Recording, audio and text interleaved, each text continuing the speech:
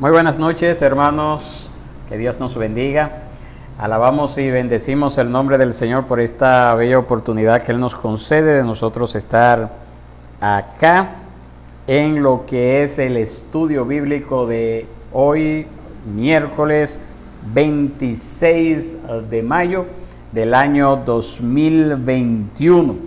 En esta noche nosotros continuamos estudiando este tema que ya llevamos varios miércoles estudiando lo que tiene que ver con lo que es la membresía de la iglesia. Lo que es la membresía de la iglesia, pero específicamente nosotros hemos visto ese tema en sentido general, lo hemos visto en varias divisiones. Hemos hablado acerca de la doctrina de las llaves, que fue lo que estuvimos viendo el miércoles pasado. También estuvimos hablando acerca de lo que es la disciplina eclesiástica, los pasos que debemos de agotar para poder ejercer bíblicamente la disciplina. Y en esta noche nosotros vamos a continuar hablando con respecto a lo que es el segundo principio bíblico de lo que es la membresía, el segundo principio bíblico. Así que yo quiero invitarle a que estemos de pie, por favor. Vamos a orar, vamos a presentarnos delante de Dios y pedirle su dirección en esta noche.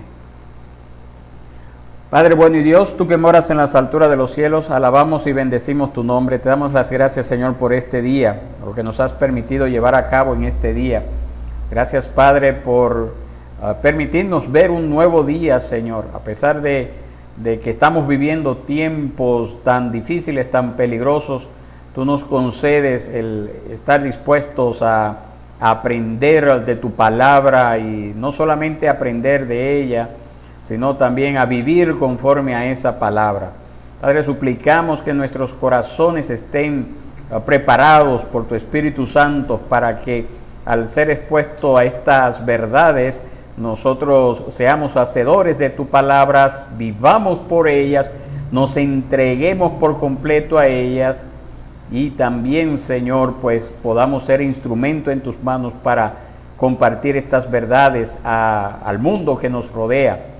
Y así podamos dar más gloria, más honra a tu nombre en este aspecto de nuestras vidas y en todo lo que somos, Señor.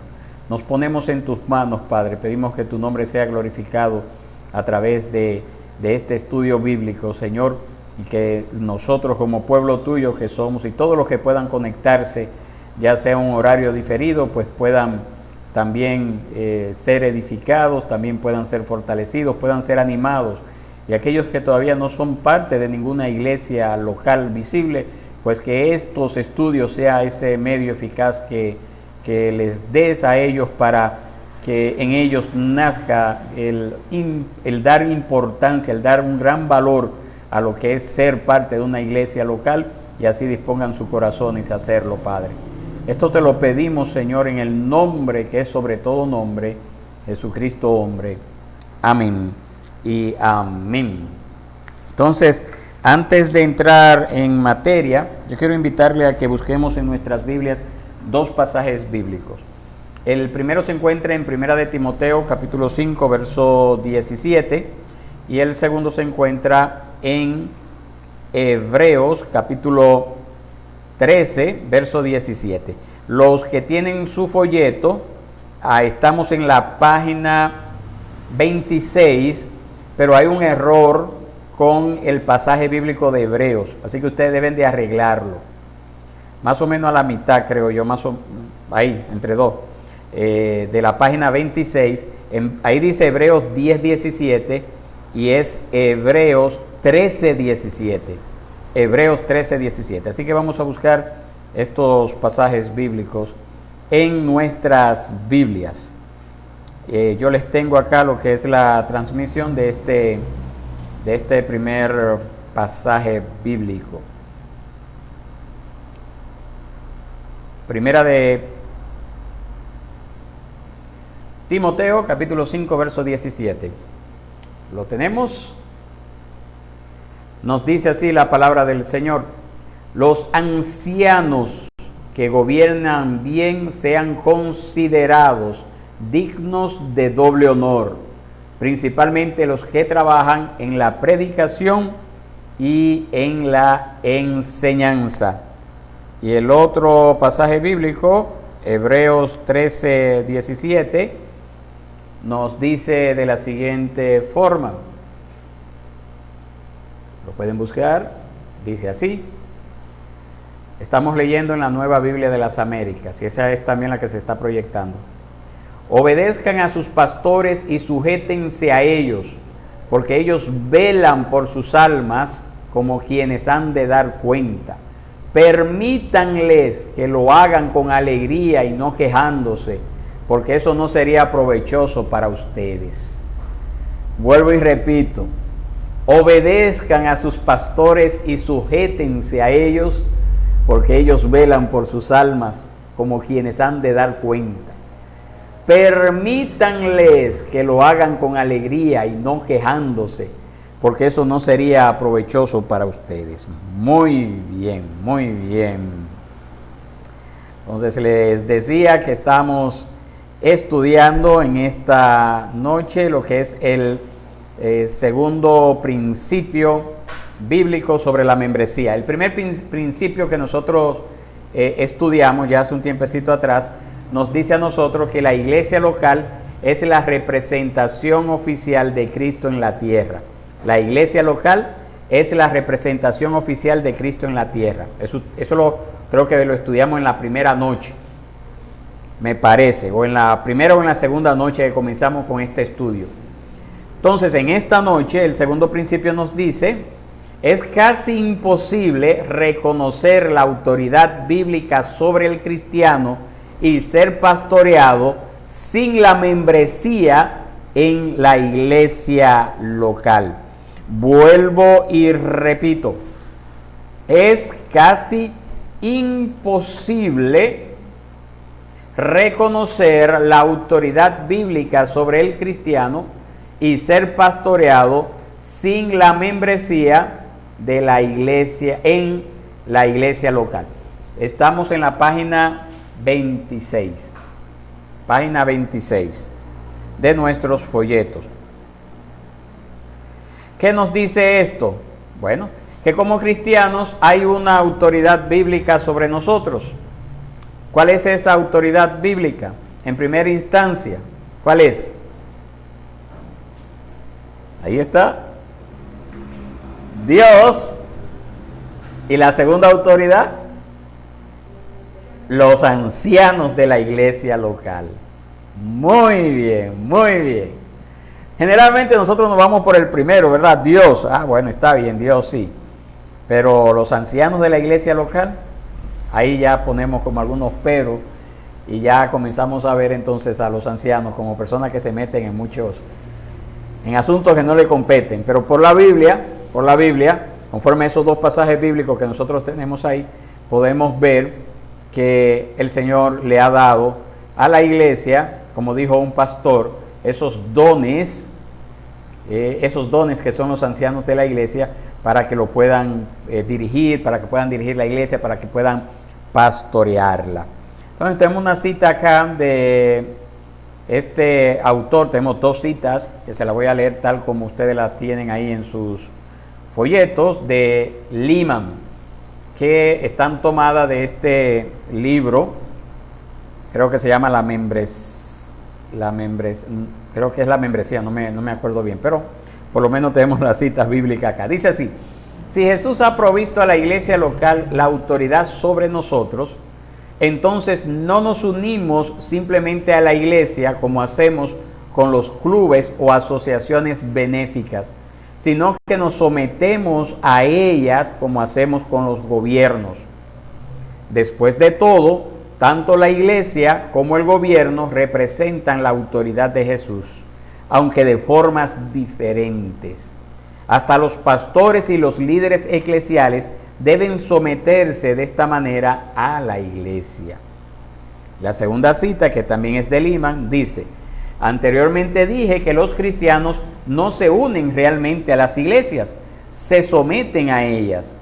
Después de todo, Jesús ha otorgado a las iglesias la autoridad de atar y desatar en la tierra. lo que significa que los cristianos se deben someter a ellas como un acto de sumisión a Él. Es como un niño que honra a Dios porque honra a sus padres. La palabra someterse asusta hoy a la mayoría de la gente, en parte porque hemos visto a muchos líderes abusando de ella, incluyendo líderes de la iglesia. Aún así, Dios revela por todas las escrituras que Él estableció la autoridad para nuestro propio bien. El autor de la creación utilizó su autoridad para crearnos y para bendecirnos.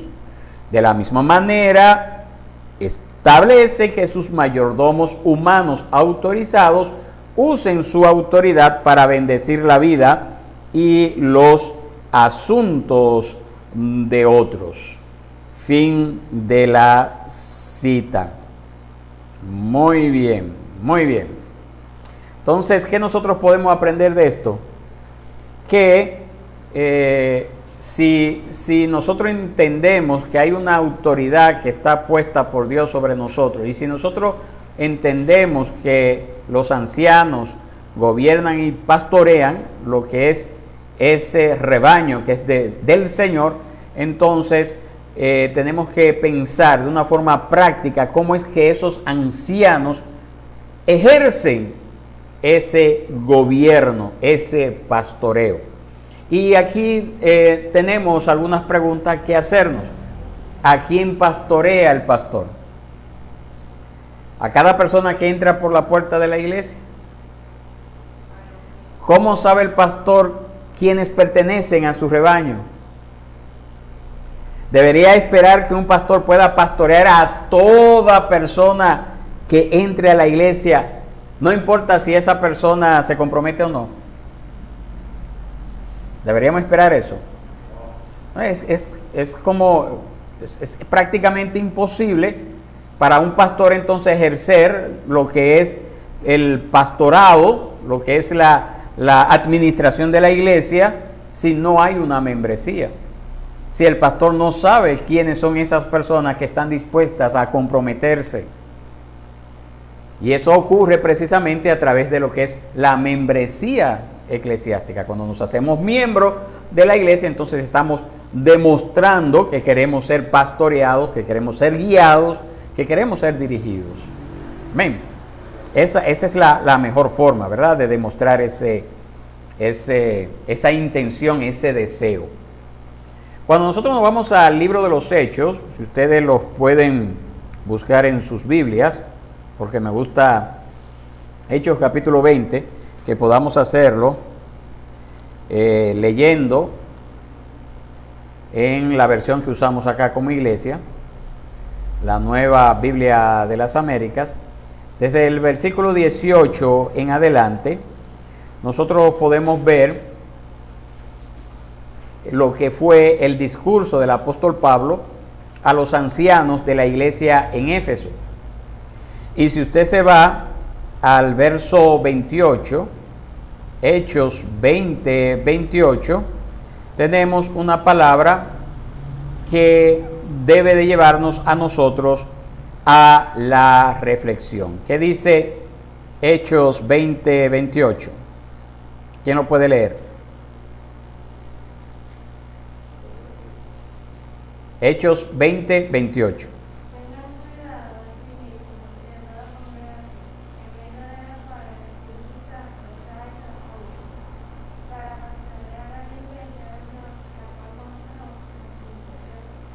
Muy bien, muy bien. Tengan cuidado, dice el apóstol Pablo. Miren por ustedes, miren por el rebaño.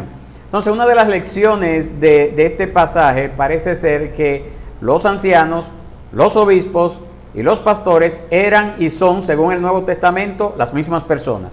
Eso es lo primero, ¿verdad? No hay una diferencia, porque le está mencionando se está dirigiendo a la misma persona con diferentes títulos. Pero otra lección que nosotros podemos aprender, y tiene que ver con el tema que nos ocupa en esta noche, es precisamente que los líderes espirituales de las iglesias locales han sido puestos allí por el Espíritu Santo para que esos líderes, como dice esta versión, miren primero por ellos, ¿verdad? Miren por ustedes y por todo el rebaño. Es decir, tienen una serie de responsabilidades y tienen derecho a contar con una serie también de actitudes, de ciertas actitudes que deben de ayudarle, que deben de contribuir a que real y efectivamente sean pastores de esas ovejas que el Señor le ha concedido a pastorear como tal. Entonces, un pastor, un anciano, un obispo, no lo es de todos los habitantes de un barrio, de una ciudad, no es pastor de toda la ciudad. Ese es un error que hace unos años atrás comenzó a tomar fuerza. No sé qué tan fuerte ha llegado, porque cuando yo vi que eso comenzó a tomar fuerza, todavía estaba trabajando para una institución cristiana, y era el darle el sentido de que el pastor es el pastor de todo el barrio. Pero eso bíblicamente hablando no tiene sustento. El pastor no es el pastor de todo el barrio, el pastor es el pastor de las personas de ese barrio o de zonas aledañas que han dispuesto su vida, su corazón a ser pastoreado por ese pastor. Eso tenemos que marcar esa diferencia, porque hay un movimiento, no me acuerdo cómo se llama, en nuestros tiempos, que apunta, y es muy parecido al concepto católico romano, de que el pastor es el pastor del sector completo donde le ha llamado y él a pastorear, del sector completo, y no debe de ser así. El pastor es pastor de ese grupo que ha cedido, que ha aceptado ser pastoreado. Claro está, la visión y la meta de todo pastor es poder alcanzar a la mayor cantidad de gente de ese sector. Esa es la meta y debe de trabajar con ese fin, ¿verdad? No quedarse solamente con ese grupo pequeño que comenzó a trabajar, que el Señor le concedió cuando llegó, sino que debe de extenderse. Pero sabiendo de que ese sector es un campo misionero para alcanzar a esas personas, pero no, esas personas que no han aceptado el ser pastoreado, pues no son parte de su rebaño, ese rebaño que es a fin de cuentas del Señor, pero que el Señor se lo ha dado a esos ancianos para ejercer el pastorado hasta que Él venga a buscar a su iglesia. Amén. ¿Vamos claro hasta ahí? Entonces, la evidencia del Nuevo Testamento es clara en cuanto a que hay ovejas particulares en quienes pastores particulares tienen la responsabilidad de dirigir, de guiar. Entonces, debe de haber siempre ese listado, vamos a decir así, ese listado, ese registro de quiénes son esas personas que el pastor está llamado a pastorear, a guiar, a dirigir.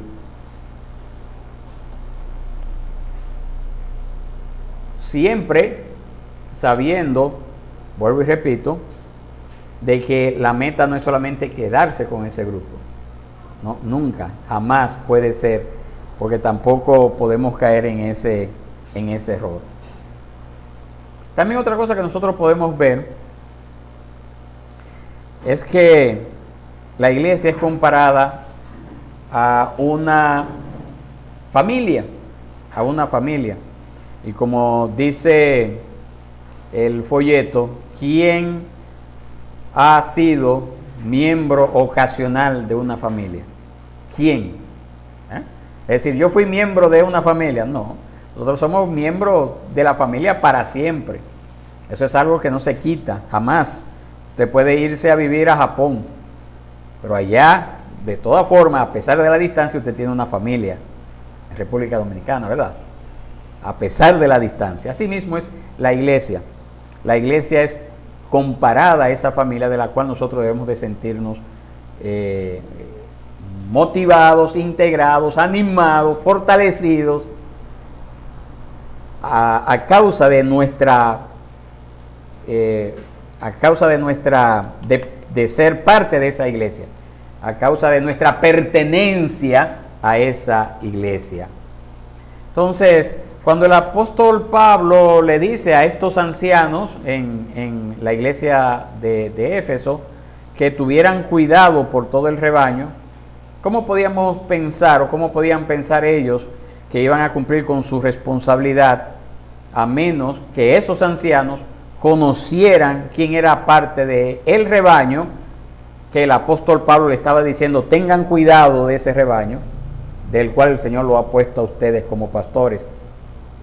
Si no tuvieran ese, vamos a decir, ese listado.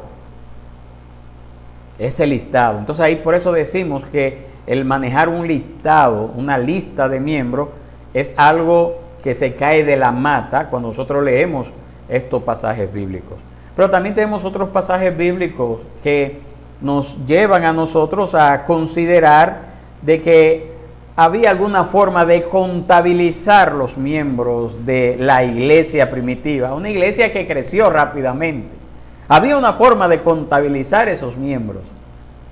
No sabemos cómo era, no sabemos si era un listado, no sabemos si eran unas piedritas puestas allí y hacían el cálculo, no sabemos cómo era, pero lo cierto es, y eso lo vamos a hablar el próximo miércoles si Dios quiere con más detalle, pero solamente le estoy dando un avance. Lo cierto es que cuando esas personas respondieron afirmativamente al llamado de esa primera predicación del apóstol Pedro, las escrituras nos dicen que cuántas personas se añadieron a la iglesia ese día. ¿Cuántas personas?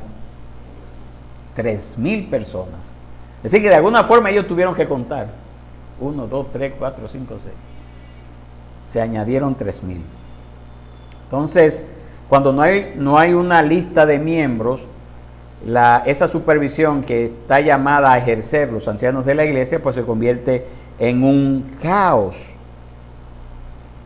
Es difícil entender cómo, por ejemplo, en nuestros tiempos se dan iglesias que no tienen un listado de miembros. Esas iglesias de la prosperidad, esas iglesias neopentecostales, no manejan generalmente ese listado de miembros y las reuniones se dan más hacia un público general porque están preparados para un público general, y cuando alguien le pudiera reclamar a ellos dónde está tu lista de miembros, quizás real y efectivamente solamente saldrían los líderes de esa iglesia.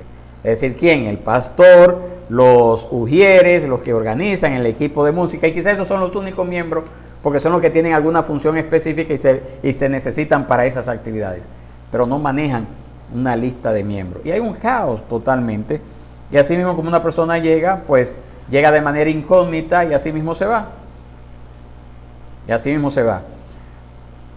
Nosotros como iglesia, pues cuando somos llamados a nombrar líderes, a nombrar personas que vengan a ayudar a la labor pastoral, como los diáconos, por ejemplo, debe de ser convocada a la iglesia esa lista de miembros, los que están en esa lista, para que voten.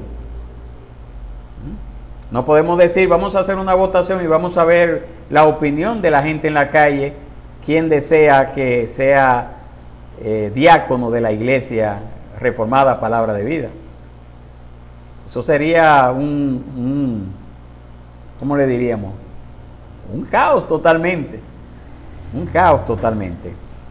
Entonces, el hecho de que existan en las iglesias ya más formadas, principalmente reformadas, líderes elegidos a sus puestos, significa que necesitamos precisamente un tipo de membresía oficial de la iglesia para proteger el proceso de elegir a las personas, incluso que van a pastorear el rebaño de Dios.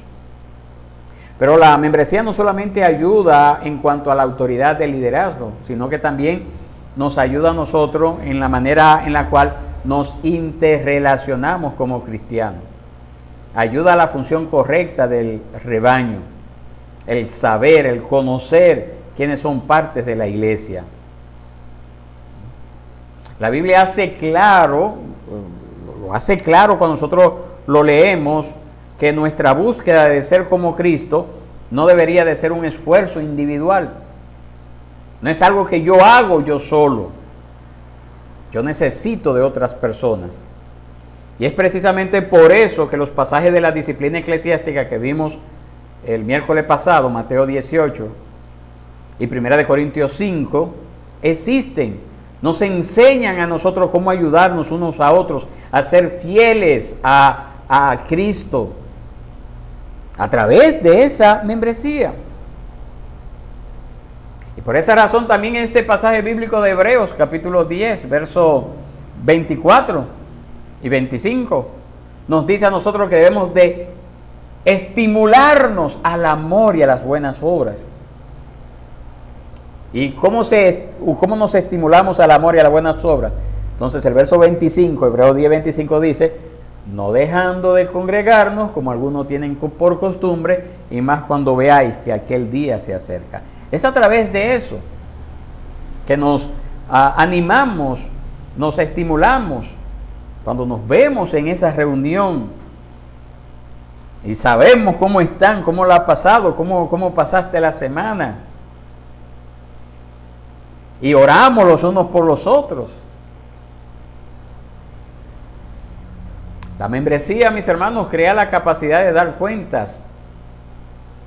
Porque el ser miembro de una iglesia es estar de acuerdo en permitir que los miembros, que los otros creyentes de esa iglesia, le exijan a usted cumplir con esa confesión de fe que usted ha afirmado creer.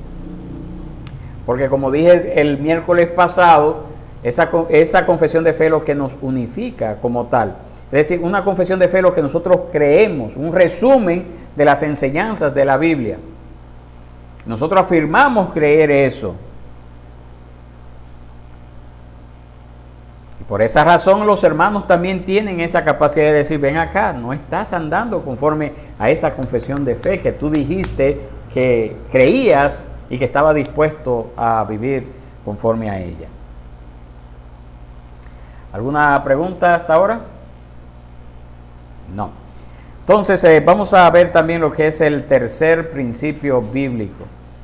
Estamos en la página 29, el ejemplo de la iglesia primitiva.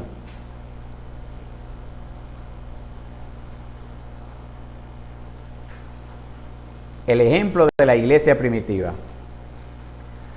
Número 1, añadidos a la iglesia. Podemos irnos al capítulo 2 del libro de los Hechos. Allí nos dice que los nuevos creyentes fueron añadidos a la iglesia. Podemos irnos ahí, podemos confirmar eso. Hechos 2:41. ¿Quién se anima a leerlo?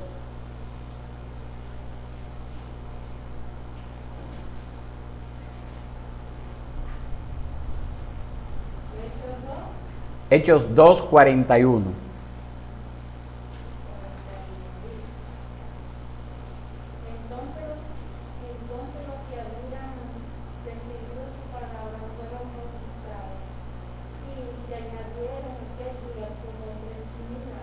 Ahí está lo que le decíamos ahorita.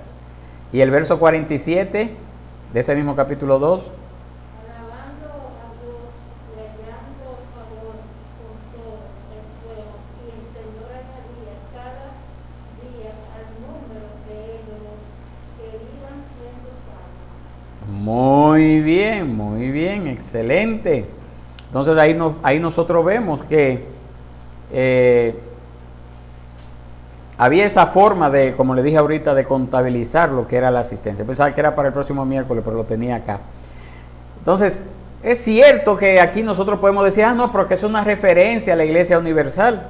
Cuando alguien llega a ser creyente, cuando se convierte, pasa a formar parte de esa Iglesia Universal, el pueblo de Dios. Pero, ¿qué es lo que nos dice el contexto de Hechos 2?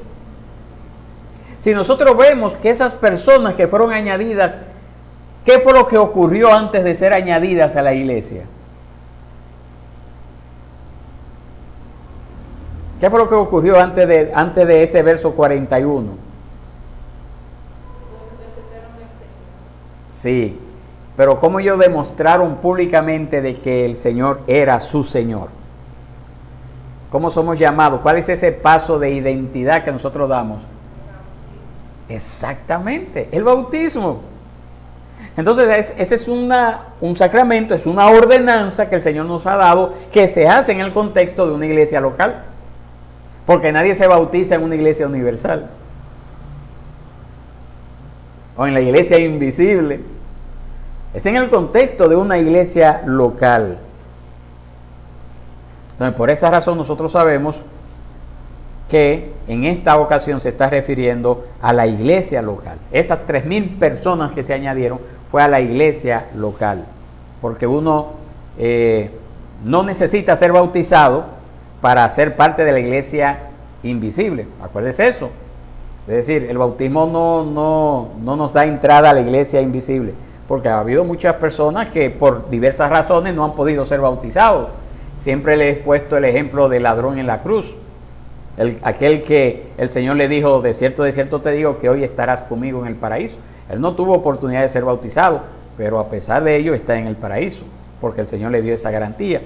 Entonces, para ser parte de la iglesia invisible no es necesario ser bautizado, pero sí, generalmente es un requisito para formar parte de la iglesia local, el ser bautizado. Entonces ahí tenemos que siempre entender que hay una diferencia entre asistir a una iglesia y pertenecer a una iglesia. Hay una diferencia, no es solo alguien que llega, y ni siquiera que llegue todos los domingos, todos los miércoles, no. Debe de dar un paso de compromiso, un paso de fe, que se manifiesta también a través de lo que es el bautismo. Otra cosa que nosotros podemos ver en el libro de los Hechos, que en el libro de los Hechos, capítulo 5, verso 13, que habían personas que no querían juntarse con ellos, con los cristianos, pero que en cambio, no mucho tiempo después, Saulo de Tarso, un recién convertido, trataba de juntarse con los discípulos. Eso está ahí en Hechos 9:26. Entonces, ese término, esa frase que nosotros vemos que se traduce a nuestro idioma como juntarse, es la misma palabra que se usa en el contexto de la unión matrimonial. Donde dice Mateo 19:5, por eso el hombre dejará a su padre y a su madre y se unirá, se juntará a su mujer. Entonces esa misma palabra es utilizada en lo que es la unión y comunión espiritual entre los creyentes. Entre los creyentes. No una simple reunión, como cuando nos juntamos con nuestros amigos, o como cuando nos juntamos con nuestros compañeros de trabajo, por ejemplo, o de estudios, sino que ese juntarse que aquí nosotros vemos en Hechos 9, tiene que ver con un vínculo más fuerte, más permanente, como cuando se juntan dos piezas con un pegamento. Ese es un pegamento fuerte. Entonces esa es la diferencia entre ir a la iglesia y ser la iglesia. Esa es la diferencia. ¿Por qué? Bueno, porque ¿cómo se juntan dos personas en un matrimonio? De manera ligera. Es algo que, bueno, si esto funciona bien y si no funciona lo dejamos. Ese es el concepto del mundo, pero no el concepto bíblico. Porque el concepto bíblico, el matrimonio es visto como un pacto, es un compromiso oficial delante de Dios, en primera instancia, y después delante de los hombres. Entonces, en Hechos, nosotros vemos ese mismo tipo de vínculo en cuanto a la iglesia primitiva. Los primeros cristianos se unieron a la iglesia no como unirse a un club, no como a una reunión de amigos, de compañeros de estudios o de trabajo. No fue así, sino que se unieron como en un pacto matrimonial. Fue algo serio para ellos, para la iglesia primitiva, y debería de serlo también para nosotros. En un tiempo en el cual eso no abunda, lo que es el ser responsable con los compromisos que asumimos, nosotros tenemos que marcar la diferencia. Tenemos que hacerlo.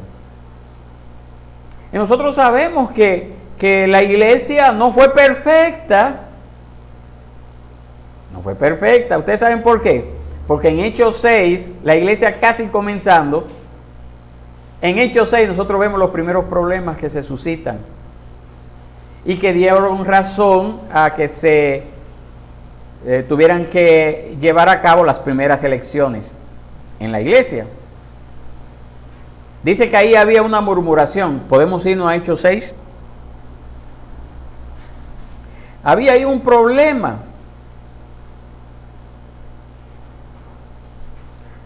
¿Lo tienen?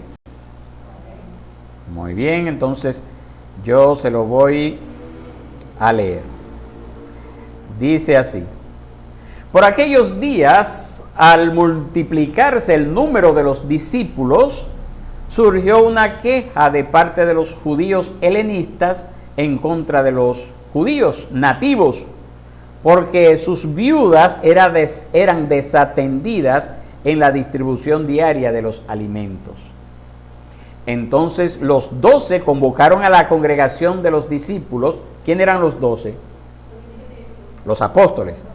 Los apóstoles. Y dijeron: no es conveniente que nosotros descuidemos la palabra de Dios para servir mesas. Por tanto, hermanos, escojan de entre ustedes 7 hombres de buena reputación, llenos del Espíritu Santo y de sabiduría, a quienes podamos encargar esta tarea. Y nosotros nos entregaremos a la oración y al ministerio de la palabra. Y dice el verso 5 que lo propuesto tuvo la aprobación de toda la congregación. ¿De quién tuvo la aprobación? Y entonces, ¿qué ellos hicieron? Verso 5. Y escogieron a Esteban, un hombre lleno de fe y del Espíritu Santo, y a Felipe, a Prócoro, a Nicanor, a Timón, a Parmenas y a Nicolás, un prosélito de Antioquía. Oiga bien esto, mis hermanos, que siempre me gusta hacer como algunas aclaraciones acá. En nuestros tiempos este movimiento apostólico falso, hereje, que abunda mucho y todo, muchos evangélicos andan detrás de esos títulos. Una de las características que tienen estos herejes apóstoles de nuestros tiempos es precisamente el hecho de que el apóstol es el que toma todas las decisiones. El apóstol es el que nombra y el que quita. Pero nosotros aquí vemos los apóstoles bíblicos, los que estuvieron con el maestro, que ellos no se abrogaron esa decisión, y ellos bien pudieron haberlo hecho. No, ellos no se abrogaron eso. Ellos le dejaron esa responsabilidad ¿a quién? A la congregación, a la iglesia. A la iglesia. ¿A quiénes fue que se dirigieron los 12 apóstoles cuando se dio el problema? A la iglesia, a los miembros. ¿Ah? Los miembros. ¿Y quiénes fueron los que eligieron a esas 7 personas encargadas de la distribución diaria de los alimentos para las viudas? Wendy. ¿Quiénes eligieron a los 7 encargados? La iglesia reunida, la congregación. La congregación. A la hora de solucionar problemas, de tomar decisiones, de nombrar y elegir responsabilidades, tenía que haber un reconocimiento claro de las personas que podían participar en todo ello. No era todo el mundo. No era todo el mundo. ¿Y cómo se distinguía a esas personas reconocidas como creyentes o discípulos? ¿Cómo se reconocen?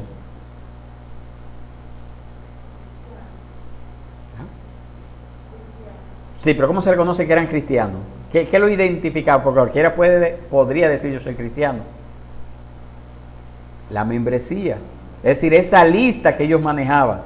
Elijan ustedes. ¿Quiénes son ustedes? Ustedes la congregación. ¿Quiénes son parte de la congregación? Ustedes, los que están en esta lista. Entonces asumimos de que había alguna forma de llevar el control. No una lista como un libro que nosotros tenemos. No necesariamente así, porque eso no se conocía en aquel entonces, pero había una forma de saber quiénes eran los llamados a elegir a esas 7 personas que se iban a encargar de la distribución diaria de los alimentos para las viudas. Pero también nosotros leemos en el capítulo 15 del libro de los Hechos. Allí también se nos enseña de cómo la iglesia se reunió por otro problema que se suscitó.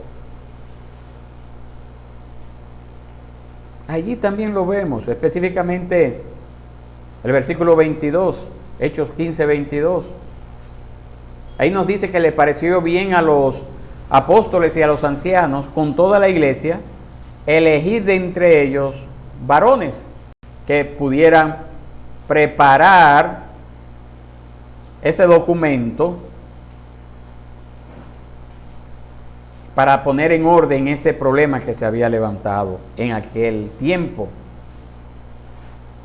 Entonces nosotros asumimos por ello que la iglesia primitiva debió, vuelvo y repito, tener un tipo de membresía para saber a quién le era permitido buscar y nombrar y elegir, en el caso de Hechos 6, a estos primeros diáconos.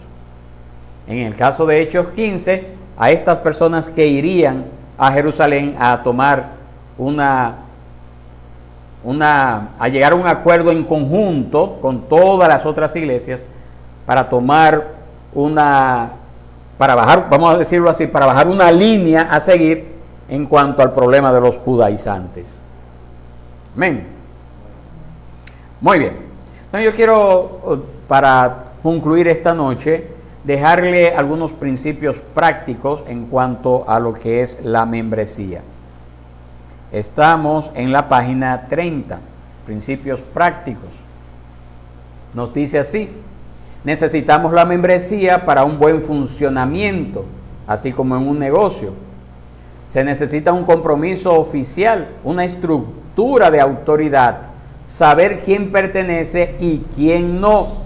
Aunque el término negocio no me gusta utilizarlo porque ha sido mal manejado en nuestros tiempos, yo podría decir que necesitamos una membresía para que la iglesia funcione bien. Necesitamos tener una lista de miembros.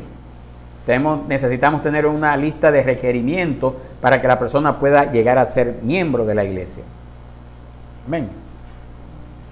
Número 2, necesitamos la membresía para prácticamente poder exhortar y tener comunión los unos con los otros. Y aquí hay una pregunta: ¿cómo podemos tener la confianza en alguien para nosotros dar cuentas? ¿Cómo yo puedo tener la confianza de alguien para yo rendir cuentas a esa persona? Yo creo que, como dice aquí también nuestro folleto, lo más fácil se da cuando yo sé que esa persona cree lo mismo que yo. Amén. Esa persona cree lo mismo que yo, que está también comprometido a la iglesia, que no está planificando irse a otra iglesia. Déjame ver si aquí cómo esto funciona, pero me voy para acá. Yo le decía, creo que fue o pensé decirle, no me acuerdo, yo le decía que, sí, yo creo que le compartí esa cita, que el ser parte de una iglesia, el buscar ser parte de una iglesia no debe de ser basado en la distancia, qué tan cerca me queda, qué tan cómodo sea llegar a ella, sino más bien qué tan bíblica es esa iglesia, qué tan aferrada a los principios de la palabra de Dios es esa iglesia, qué tan doctrinalmente hablando, qué tan sólida es esa iglesia doctrinalmente hablando. Entonces ahí nosotros tenemos un pequeño, vamos ahí al final, el último párrafo de la página 30 y el comienzo de la página 31, un ejemplo que da Lima acerca de dos personas que son miembros, son cristianos, pero son miembros de diferentes iglesias. Entonces se lo voy a leer tal como está ahí en el folleto, si ustedes me pueden acompañar con su lectura, con la lectura también. Piensa en ello de la siguiente manera. Carlos es miembro de mi iglesia. Mi buen amigo Miguel, que también es cristiano, es miembro de una iglesia en las afueras de la ciudad, cerca del aeropuerto. Por tanto, la pregunta es, ¿en qué se diferencia mi relación con Carlos de mi relación con Miguel? ¿Tengo diferentes obligaciones para con los dos amigos? Seguramente nos dirías que nosotros tres pertenecemos al cuerpo de Cristo, a la familia de Dios, a la iglesia universal. Además, los tres somos llamados a amarnos los unos a los otros, a orar los unos por los otros, a estimularnos los unos a los otros, a exhortar el pecado e inclusive apoyarnos económicamente los unos a los otros cuando la ocasión lo requiera. Entonces, ¿cuál es la diferencia? Si no hubiera ninguna diferencia, entonces tendríamos que decir que la iglesia local no existe. Sería como decir que no hay diferencia alguna entre la relación con mi esposa y la relación con otras mujeres. Esto solo podría ser verdad si el pacto marital no existiera. Pero el matrimonio existe y por tanto hay una diferencia enorme en las relaciones. Asimismo, la iglesia local también existe y en consecuencia debería de haber alguna diferencia entre esas relaciones. Pero ¿cuál es la diferencia? Aquí tienes una pista. Existe la posibilidad de aplicar la disciplina eclesial a Carlos, pero no a Miguel. El Señor Jesús me ha dado una autoridad judicial y oficial en la vida cristiana de Carlos que no me ha dado en la vida de Miguel. Para entender lo que significa esta autoridad judicial, necesitamos preguntarnos qué son la iglesia local y sus miembros. Muy bien, entonces, ¿qué es lo que nos está diciendo? Bueno, la iglesia universal está compuesta por diferentes iglesias locales en todo el mundo y en una zona geográfica pueden aparecer varias iglesias locales, bíblicas, que sean parte de la iglesia universal, de la iglesia invisible. Pero eso no quiere decir que esa misma relación que existe entre los miembros de una iglesia local se va a dar esa misma relación con los miembros de otra iglesia. Es imposible. Es imposible. ¿Por qué? ¿Por qué? Porque acá nosotros somos llamados mutuamente, a los que somos parte de esa misma iglesia, a motivarnos, a edificarnos, a dar cuentas que no se da con los que son parte de otra iglesia. Entonces, otra cosa también, y es el aspecto que nosotros vemos en cuanto a ser parte de un cuerpo. No es lo mismo el cuerpo, un miembro sufriendo, donde todo el cuerpo lo sufre, que un miembro de otro cuerpo que también esté sufriendo. Yo puedo decir, ay, mira, cuánto lo siento. Yo le podría dar algunas recomendaciones si alguien está dolorido, pero nunca lo voy a sentir igual si no me llega eso a mí. ¿Verdad que no? Asimismo es la iglesia local. Otra cosa que nosotros aprendemos en la iglesia local es que eso nos ayuda, la iglesia local, a interrelacionarnos todos como familia, como cuerpo, no importa la edad o el nivel social. Esa es la meta, mis hermanos. Nosotros necesitamos fortalecer ese tipo de relación como iglesia. La iglesia no es solamente siquiera ir un día, debe de haber un mayor contacto para que podamos cumplir con los mandamientos que el Señor nos ha dado. ¿Qué nos dice Wendy en Juan 13:34? Gálatas 6:2, otra persona que lo pueda leer. y Primera de Pedro 4:10. 13:34.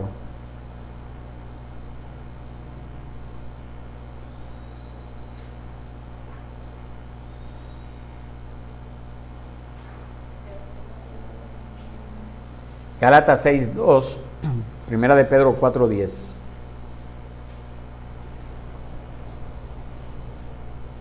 ¿Tiene alguno? Ya. Ajá. Sí.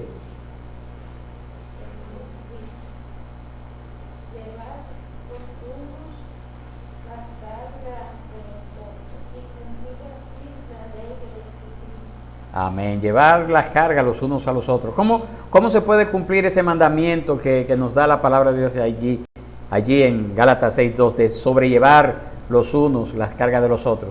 Si no somos parte de esa iglesia local. Es imposible. Juan 13:34. Primera de Pedro 4:10.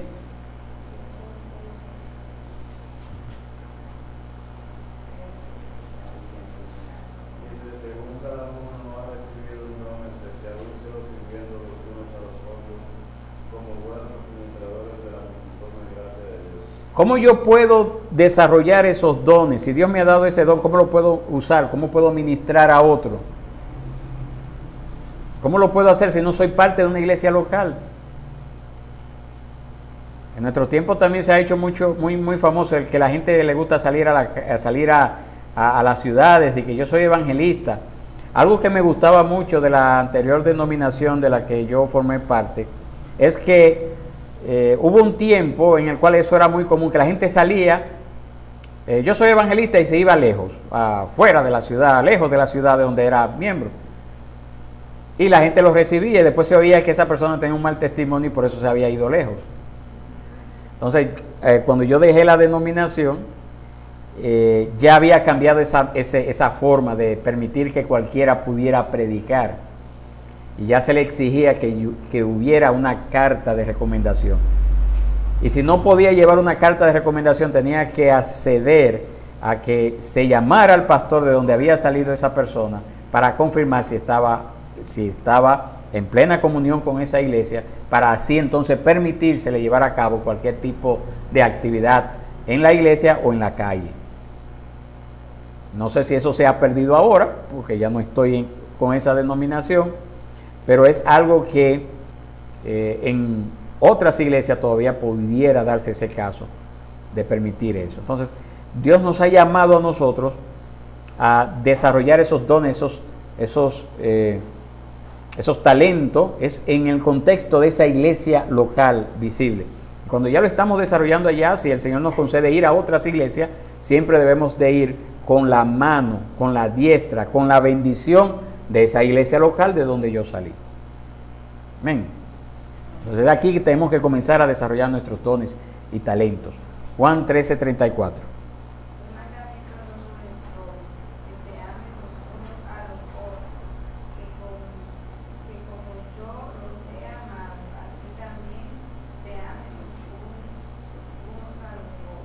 Amén. ¿Cómo podemos cumplir ese mandamiento de Jesús de amarnos los unos a los otros si no somos parte de una iglesia local visible? Es allí, en el contexto de esa iglesia local, que el Señor nos llama a amarnos los unos a los otros. Amén. Y por último, también nosotros como parte de una iglesia local debemos de estar dispuestos a aportar no solamente nuestros dones y talentos, sino también nuestros recursos económicos. Eso también es importante porque la iglesia puede avanzar, la iglesia se puede desarrollar cuando nosotros somos personas fieles, ofrendando al Señor, dándole a Dios una pequeña porción de lo que Dios nos ha dado, porque así es que lo vemos, así es que la palabra de Dios nos lo enseña. No es lo que yo gané, lo que yo recibí, sino lo que Dios me permitió ganar, lo que Dios me permitió recibir, y por lo tanto doy una parte. Entonces, si yo estoy comprometido a una iglesia local, debo de entender que mis recursos económicos deben de ir a esa iglesia local. Debo de comprometerme para esa iglesia local y estar dispuesto a dar sacrificialmente a esa iglesia local. Amén. Muy bien. Entonces vamos a dejarlo hasta acá en esta noche. Quedamos en lo que es la página 33. Cómo funciona de manera práctica. Eso lo veremos, si Dios quiere, a partir del próximo miércoles. ¿Hay alguna pregunta, alguna duda, alguna inquietud o aporte a este estudio?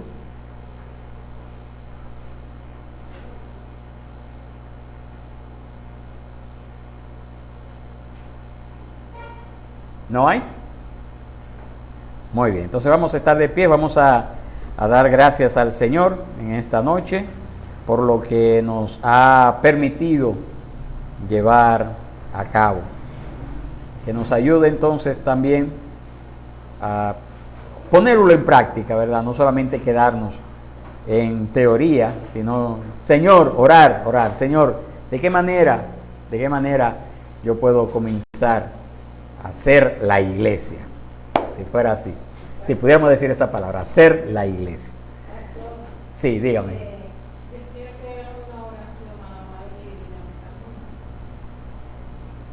La mamá de Miguelina. Ah, ok. Ah, pues vamos a estar orando.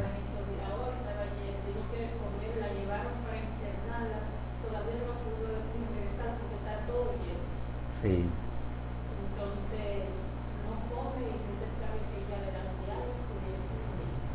Ya. Pues oremos al Señor. Amén. Vamos a orar, inclinemos nuestro rostro y pidámosle al Señor dirección en estas situaciones.